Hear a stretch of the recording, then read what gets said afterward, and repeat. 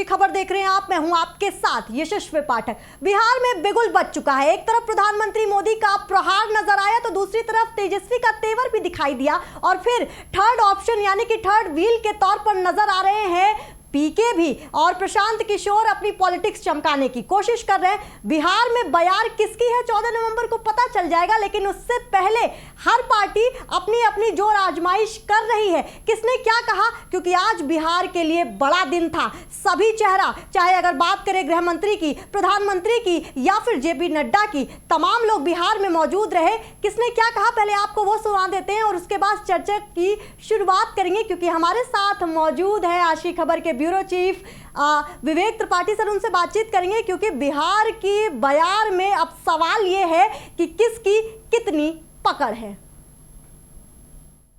जरा अपना mobile phone बाहर निकालिए और अपना मोबाइल फोन निकाल कर उसकी लाइट चालू कीजिए, उसकी लाइट जलाइए जरा सबके सब। जिनके पास मोबाइल है वो जरा अपनी लाइट जलाएं। जिसके पास मोबाइल है, अच्छा आपका लाइट जल रहा है। अब आप मुझे एक बात बताइए, जब इतनी लाइट है, हर एक के हाथ में लाइट है, तो लालटेन चाहिए क्या? लेकिन तेजस्वी का एकमात्र लक्ष्य है कि बिहार को जो है नंबर 1 बनाना है। और हम टूटी फूटी और झूठी बातें नहीं कहते हैं, कच्ची बात नहीं करते हैं, पक्की बात करते हैं। आप सब लोगों को पता है, जो कहते हैं वो करते हैं, जो कहेंगे वो करेंगे। और आप सब लोगों को बताना चाहेंगे कि तेजस्वी अगर सीएम बनेगा तो बिहार के लोग भी सीएम बनेंगे, यानी चिंता मुक्त बनाएंगे हम। और यही नहीं बल्कि अपराध भ्रष्टाचार मुक्त बिहार बनाएंगे। लालू जी के जंगल राज में वोट चुनाव जीतने के लिए बूथ लूटा जाता था। आज जो हम लोग देख रहे हैं कि चुनाव जीतने के लिए सीधे उम्मीदवारों को ही लूटा जा रहा है। देश के गृह मंत्री, देश के शिक्षा मंत्री, बड़े बड़े पद पर बैठे हुए लोग, सामने से खड़े हुए व्यक्ति को जो उनके विरोधी दल का है, सारी नैतिकता को ताका पर रख के उन उम्मीदवारों के साथ बैठकर उन पर दबाव बनाकर उनसे नामांकन वापस कराया जा रहा है।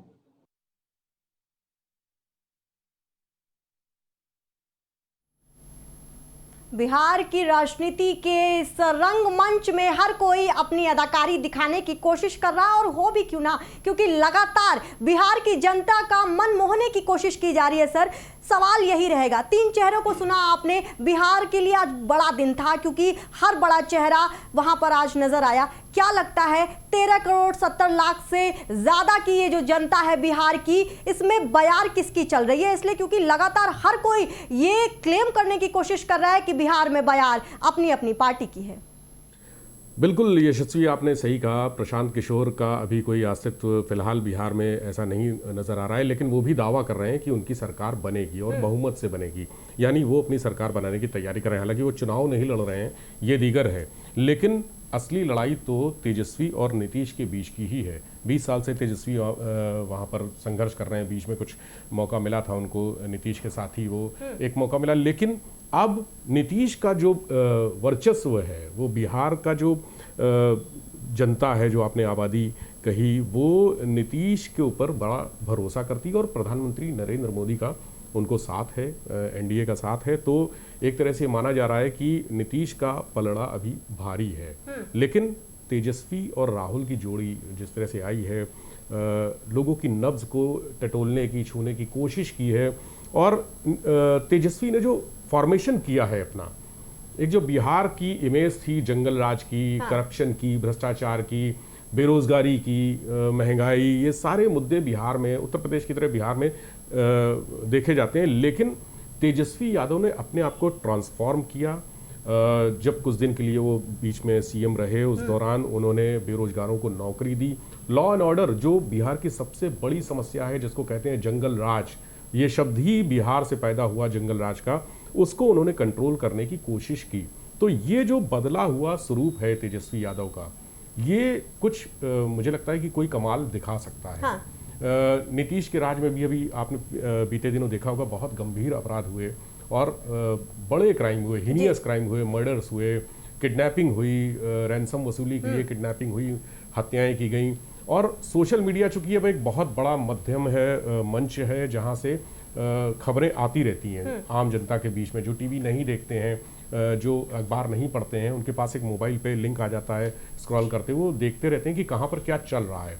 तो अब तेजस्वी यादव इस पूरे इस घमासान के बीच एक चेहरा बन के उभरे हैं। उन्होंने अपने आप को ट्रांसफॉर्म किया है, बदला है, कुछ उम्मीदें जगाई हैं, खासकर युवाओं में। हाँ। जो सबसे बड़ा वोटर है बिहार का, उनमें उम्मीदें जगाई हैं। तो ये लड़ाई मुझे लग रहा है कि बड़ी कांटे की लड़ाई होने वाली है। बिहार का चुनाव बड़ा रोचक होने वाला है, नए समीकरण बनने वाले हैं और कुछ नई तस्वीर भी दिख सकती है।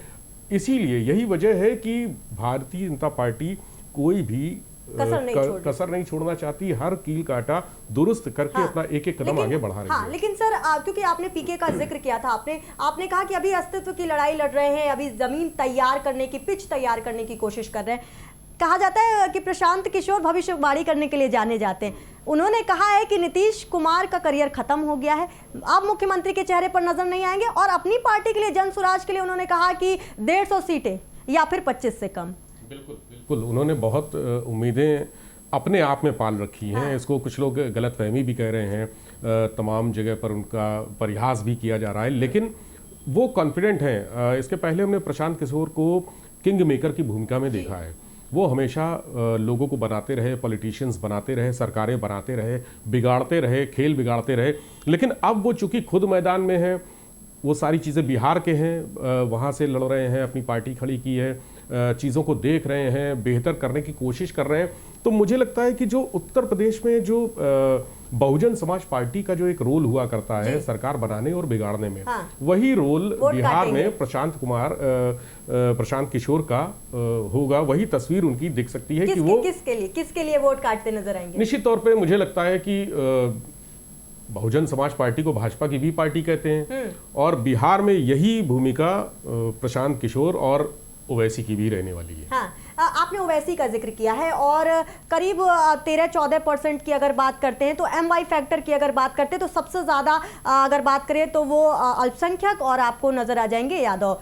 क्या लगता है कि इस तरीके से, क्योंकि आज ओवैसी जी भी ज़मीन पर नज़र आए, तो उन्होंने भी ये कहा कि ये बताएं पहले पार्टियां कि अगर MY फैक्टर को साधने की कोशिश कर रही हैं तो फिर नेतृत्व कितना है, क्या मुसलमानों को वो रिप्रेजेंटेशन देने की कोशिश की गई है। इस पर आपका क्या जवाब होगा। और क्योंकि अगर राजनीतिक इतिहास पलट कर देखें, बात 1990 से कर रही हूँ सर, लालू यादव जब 1990 में मुख्यमंत्री बनते हैं, राबड़ी देवी बनती हैं, 2005 में नीतीश कुमार आते हैं, 5 जाता है, 10 जाता है, 15 जाता है, 20 जाता है, आज 25 में हम हैं।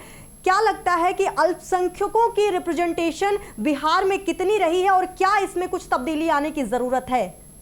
देखिए, ये बड़ा गंभीर सवाल किया आपने यशस्वी, क्योंकि अल्पसंख्यकों को बिहार में कुछ मिला नहीं। हाँ।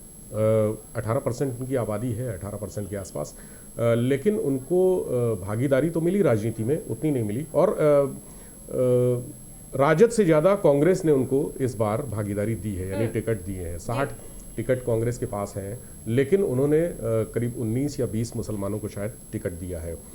तो मुसलमानों के लिए बिहार में बहुत ज़्यादा स्कोप रहा नहीं, उनका इस्तेमाल किया गया, हमेशा चुनाव में उतारा गया, उनके नाम पर वोट लिए गए, लेकिन उनको बहुत महत्वपूर्ण पद दिए नहीं गए।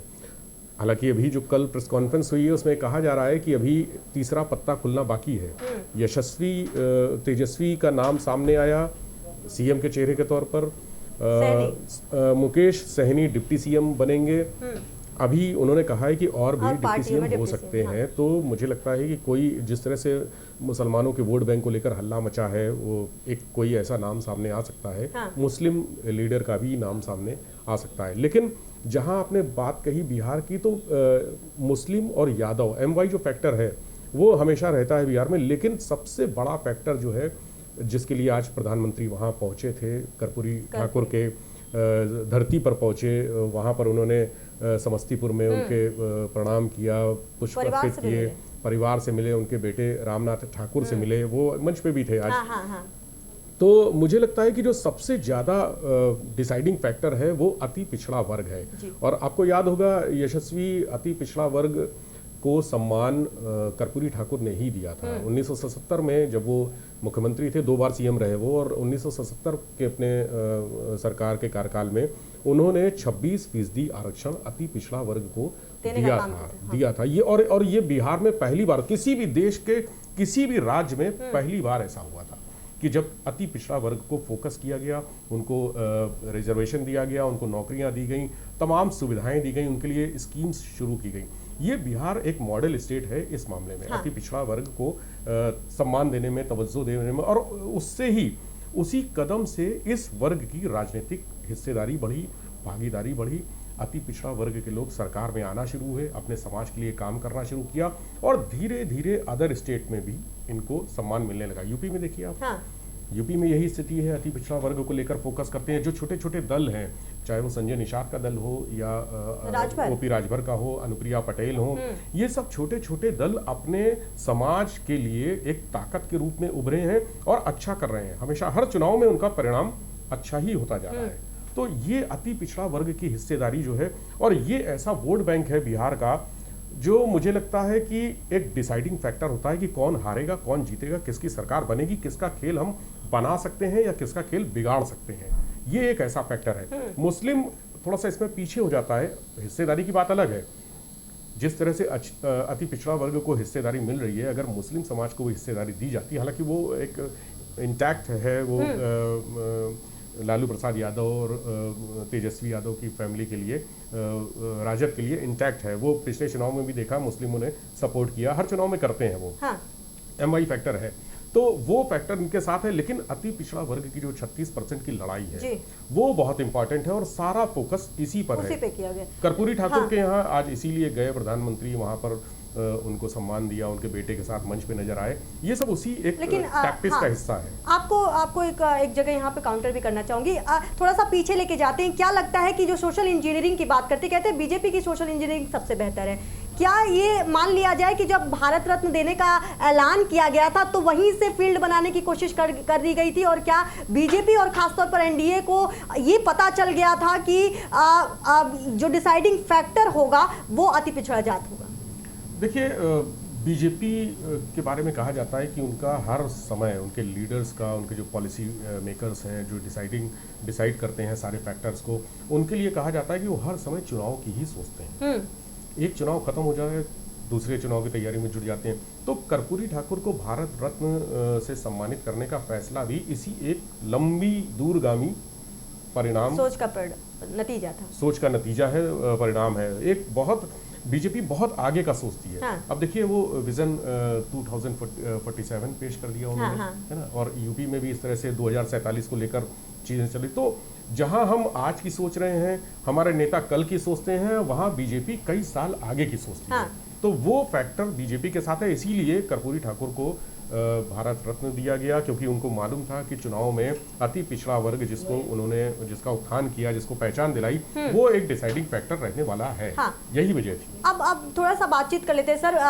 बहुत सारे मैनिफेस्टो, बहुत सारे वादे, अभी हम बाइट में भी तेजस्वी यादव को सुन रहे थे, वो कह रहे थे कि मैं मुख्यमंत्री बनूंगा, मतलब बिहार का हर इंसान, हर व्यक्ति मुख्यमंत्री ही बन रहा है, करप्शन को हटाएंगे, इस तरीके की बातें उनके द्वारा सामने आ गई। एक तरफ नीतीश कुमार हैं जो ये कहते हैं कि हम करप्शन, कम्युनलिज्म और इस तरीके की जो बातें हैं उन सबों से अलग हैं, और बिहार की जनता के लिए सुशासन बाबू की जो भूमिका है वो और बेहतर करेंगे। इस वजह से नीतीश कुमार मुख्यमंत्री का चेहरा, हालांकि अभी वो अलग डिबेट हो चुकी है कि अब आगे क्या होगा, पैटर्न में पत्ते क्या बीजेपी अब खोलने वाली है, अगर जीतती है तो चेहरा कौन होगा, क्योंकि अमित शाह का एक बयान बीच में आ गया था कि हम बाद में सोचेंगे कि कौन होगा, क्या उसमें चिराग पासवान की एंट्री होगी कि नहीं। ये अपने डिबेट का एक वो हो सकता है। लेकिन सर, मैनिफेस्टो के बारे में बातचीत की जाए, एक तरफ मोदी जी पैसे भेजते हैं बैंक के अकाउंट में, एक तरफ नीतीश सरकार 10-10 हज़ार रुपए भेजती है, दूसरी तरफ आते हैं माई बहन योजना के साथ तेजस्वी यादव, वो कहते हैं कि सरकारी कर देंगे, संविदा वाले सभी लोगों को 30,000 रुपए महीने करेंगे। फिर बोला कि 2,500 रुपए महीने का देंगे, जो 5.5 लाख रुपए होगा साल का। 5 साल का, क्या लगता है इस तरीके की योजनाएं? क्योंकि अगर आपको पलट के 2005 में ले चलूं सर, तो 2005 में नीतीश कुमार की प्रचंड जीत का कारण महिलाएं थीं, क्योंकि उस समय ग्राम पंचायत को लेकर के जो भूमिका निभाई थी नीतीश कुमार ने, उन महिलाओं को जोड़ा। स्वयं सहायता समूह की जो बात करते हैं वो 2005 से चलता आया। अगर पिछले चुनाव में भी मुड़कर देखें तो महिलाएं बड़ा फैक्टर रही थी। इस बार महिलाओं का क्या फैक्टर रहेगा, और क्या तेजस्वी की स्कीम और नीतीश की स्कीम में बेहतर स्कीम क्या महिलाओं को लगती है? क्योंकि अगर विश्लेषक ये कहते हैं सर कि नीतीश ने जब महिलाओं को इकट्ठा करने की कोशिश की, तब लालू यादव की जो पार्टी थी उन्होंने बहुत ज़्यादा अच्छा कुछ पेश नहीं किया महिलाओं के लिए। इस बार ऑप्शन है, क्या लगता है बेहतर स्कीम किसकी है? देखिए यशस्वी, मुझे लगता है कि महिलाएं तो बीजेपी के साथ हैं, नीतीश के साथ हैं। 2005 का आपने जिक्र किया, 2005 में एक महिला जो कोर वोट बैंक माना जाता है नीतीश का या बीजेपी का, बहुत महिलाओं के साथ ही एक लव कुश फैक्टर भी चला था, यानी कुर्मी और कुशवाहा, ये फैक्टर भी चला था। वो उस महिला वोट और कुर्मी कुशवाहा वोट, ये बड़ा वोट बैंक था जिसके जरिए नीतीश कुमार की सरकार बनी थी। तो अभी जो प्रधानमंत्री नरेंद्र मोदी ने ऐलान किया 10-10 हज़ार रुपये महिलाओं को देने का और उनके खाते में भिजवाए भी, इसके साथ ही 2 लाख रुपए उन्होंने कहा कि और दिए जाएंगे। हालांकि ये बहस का अलग विषय है कि वो पैसा कैसे आएगा, क्योंकि बिहार का बजट ही इतना नहीं है कि इतना पैसा दिया जा सके, सालाना बजट इतना नहीं है। लेकिन अब वो कैसे देंगे, क्या देंगे, ये अलग डिबेट है। लेकिन उन्होंने जो घोषणा की है महिलाओं के लिए, वो महिलाओं को एक तरह से ज़्यादा पावरफुल तरीके से बीजेपी के पक्ष में लाने का एक निर्णय है। और वो रहेंगे। हाँ, वो पहले ही से जुड़ी हैं बीजेपी से या नीतीश से, पहले से जुड़ी हैं। लेकिन अब इस घोषणा के बाद, इस फैसले के बाद, उनके खाते में 10-10 हज़ार रुपये आने के बाद वो ज़्यादा मजबूती से बीजेपी के साथ खड़ी होंगी। और याद होगा आपको कि महिला वोटरों को घर से निकालने का, उनको एक पहचान दिलाने का, उनके वोट का इस्तेमाल करने का एक बड़ा अभियान प्रधानमंत्री नरेंद्र मोदी ने शुरू किया था। ये ऐसा वोटर था जो कभी घर से निकलता ही नहीं था, ग्रामीण क्षेत्र में खासकर, और शहरी क्षेत्र में तो इक्का दुक्का महिलाएं दिखती थी। लेकिन अब देखिए, वोट जब बूथ पे सुबह हम लोग जाते हैं, आप भी कई बार गई होंगी, वहां देखा होगा कि महिलाओं की लाइन लगी हुई है वोट डालने के लिए। महिला सुबह से शाम तक जरूर आती हैं। पुरुष एक बार, जो मेल वोटर्स हैं, वो एक बार अवॉइड कर दें, कोई बहाना हो, घर पे नहीं है, बाहर है, नौकरी है, व्यापार है, लेकिन महिला वोटर तो आती ही आती हैं। और ये कमाल बीजेपी का है, प्रधानमंत्री नरेंद्र मोदी का है। उन्होंने महिला वोटर को निकाला और उसका अच्छी तरह से पार्टी को मजबूत बनाने में इस्तेमाल किया है। जी, हमारे साथ विशेष संवाददाता नीरज मिश्रा भी जुड़े हुए हैं। नीरज सर, अभी महिलाओं के वोट बैंक की बात हो रही थी, क्योंकि प्रधानमंत्री नरेंद्र मोदी बिहार में हैं, जिस तरीके से उन्होंने समस्तीपुर में भी बातचीत की, हुंकार लगाने की कोशिश उनके द्वारा की गई है, उधर तेजस्वी यादव अटैक भी करते नजर आ रहे हैं। लेकिन अगर बातचीत करें 14 करोड़ लोगों की, वो 14 करोड़ इस वक्त जो हवा बह रही है, क्या मोदी फैक्टर काम करने वाला है? क्योंकि लगातार जब पैटर्न देखते हैं एनडीए का साथ में, या फिर आप मध्य प्रदेश के चुनाव में चले जाइए, आप राजस्थान के चुनाव में चले जाइए, खुद उत्तर प्रदेश के चुनाव में आप जब पलट कर देखेंगे तो लगातार प्रधानमंत्री मोदी का आना जाना लगा रहता है। अगर डेटा में बात करें तो ये 10वीं या 11वीं बार है जो बिहार में पहुंचे हैं प्रधानमंत्री। क्या लगता है ये मोदी फैक्टर काम करने वाला है इस बार? जी बिल्कुल, देखिए निश्चित तौर पर हर बार मोदी फैक्टर ही काम करता है और हर जगह काम करता है। आज प्रधानमंत्री नरेंद्र मोदी ने तमाम पहलुओं को छुआ, और खास तौर पर जब वो जिस भी प्रदेश में जाते हैं तो वहां की स्थानीय भाषा का प्रयोग करते हैं, जिससे कि वो आम लोगों से, वहां के लोगों से सीधे कनेक्ट हो जाते हैं। अब आज देखिए, उन्होंने सबसे पहले जंगल राज की बात की, उसके बाद कानून व्यवस्था और मैथिली भाषा में अपना भाषण दिया और कहा कि ये भगवान राम यहाँ के दामाद थे, यानी कि अयोध्या और मिथिला को साफ तौर पर उन्होंने जोड़ा, जिससे लोग कनेक्ट हो सके उत्तर प्रदेश और बिहार से। और उन्होंने साफ तौर पर किसानों की बात की कि खाते में 28,000 करोड़ रुपए अब तक डाले जा चुके हैं। इसके अलावा नीतीश कुमार की उन्होंने तारीफ की और कहा कि नीतीश कुमार के आने से जंगल राज का खात्मा हुआ, और आज का ही समय 2005 का था जब नीतीश कुमार सत्ता में आए थे, और उसके बाद आज आप देखिए किस तरह से सुशासन चल रहा है। तो जो तमाम अटकलें थी कि नीतीश कुमार और नरेंद्र मोदी के बीच में कुछ अनबन हो सकती है या भाजपा और एनडीए बीच में कुछ तकरार हो सकती है, तो वो तकरार बिल्कुल पूरी तरह से उन्होंने अपने एक भाषण में खत्म कर दिया और ये भी कहा कि आरक्षण को 10 साल के लिए बढ़ाया है और जो मोबाइल का डेटा होता है उसको लेकर भी बात की कि युवा किस तरह से रील बना रहे हैं और अपने तरीके से वो पैसा भी कमा रहे हैं और इंटरटेनमेंट भी कर रहे हैं। तो हर पहलू को हर तरीके से प्रधानमंत्री कनेक्ट करते हैं, चाहे वो महिला हो, चाहे वो किसान हो, चाहे युवा हो और चाहे सुशासन की बात हो। सबसे जो महिलाओं के लिए जो सबसे बड़ा मुद्दा होता है वो होता है सुशासन का, वो होता है क्राइम को लेकर, अपराध को लेकर। तो अपराध को लेकर, जंगल राज को लेकर तमाम बातें और तमाम उदाहरण आज प्रधानमंत्री नरेंद्र मोदी ने दिया। और खास तौर पर अब देखिए ये चुनाव अब बिल्कुल काउंटडाउन शुरू हो चुका है और 2 हफ्ते में पहला जो फेज है वो शुरू हो जाएगा, पहले चरण का चुनाव हो जाएगा।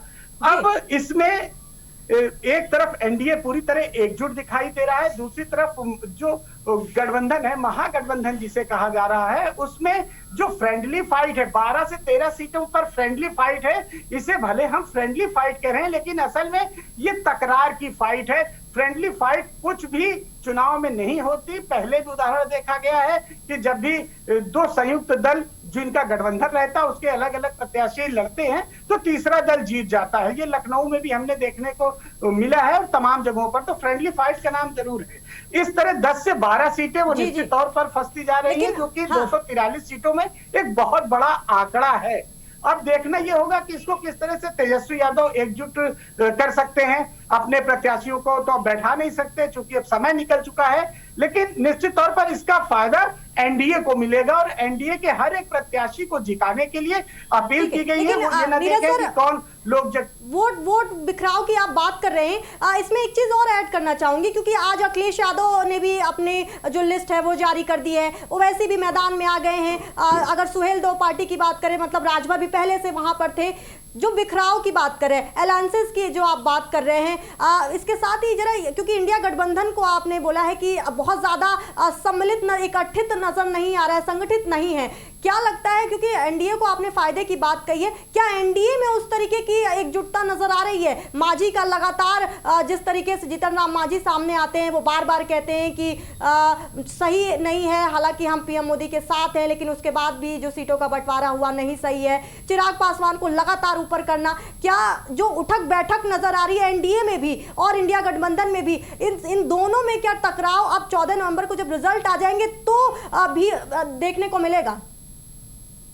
निश्चित तौर पर देखिए, जब जितनी जिसकी सीटें होंगी वो उतनी तेज आवाज में बात करेगा।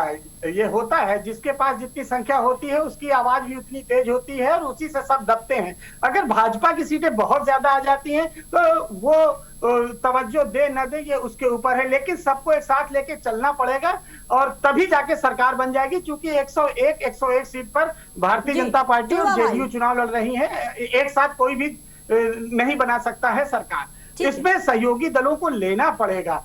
और हर बार भारतीय जनता पार्टी ने जो सहयोगी दल हैं, एनडीए के जो भी घटक दल हैं, अगर उत्तर प्रदेश का उदाहरण देखें तो वो लेके चले हैं, चाहे वो राजभर की पार्टी हो या फिर निषाद पार्टी हो। भले इनकी जरूरत नहीं है पूर्ण बहुमत से भारतीय जनता पार्टी की सरकार उत्तर प्रदेश में, लेकिन फिर भी अपने सहयोगियों को लेकर चल रही है। और ये बिहार में भी देखने को मिला पिछली सरकार में, या 2010 से आप देखिए लगातार जो भी भाजपा के साथ है, भले वो अलग हुआ या वापस आया, तो उसको साथ लेके चलिए। तो एक बड़ा संदेश तो है ही है, लेकिन इस समय जिस तरह तेजस्वी यादव सीएम फेस, युवा फेस है, लोगों की उम्मीदें हैं, नौकरी की बात की है, महिलाओं को लेकर बात करी, उस पर लोगों का भरोसा है। लेकिन वो भरोसा कहां पर खत्म होता दिखता है, वो मैं बात कर रहा हूं कि जब आपके प्रत्याशी के विरुद्ध में आपका सहयोगी दल का प्रत्याशी खड़ा हो जाता है तो वो चुनाव में वोट किससे मांगेगा, किसकी बुराई करेगा या किसको दिखाएगा कि हमें वोट दीजिए? निश्चित तौर पर अपने ही व्यक्ति पर निशाना साधेगा। अगर नहीं साधेगा तो चुनाव किस तरह से लड़ेगा? तो एक उपापोह की स्थिति है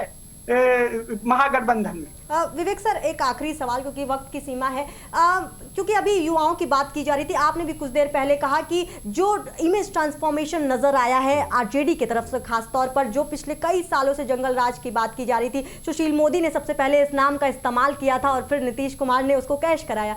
लेकिन 9 महीने की सरकार में जब डिप्टी सीएम तेजस्वी रहे, 10 लाख, वो हमेशा दावा करते कि 10 लाख नौकरियां हमने दी और हम हर घर में अब सरकारी नौकरी देंगे, उनका इस बार का ये वादा है। नीतीश कह रहे हैं कि 1 करोड़ नौकरियां देंगे दोबारा आएंगे। तो क्या लगता है इन नौकरियों पर, और बताते ये भी चले दर्शकों की पहले से ही अगर प्रदेश के नाम पर बात करें तो बिहार कर्ज में डूबा हुआ है, तो किस तरीके से आप आखिर ये समीकरण कैसे बैठता है? क्या पार्टियां सिर्फ कहने के लिए बोल रही हैं, चुनावी जुमलों की तरह इसको कहा जाए, किस बिहाफ पर ये नौकरियां देने का वादा कर रहे हैं?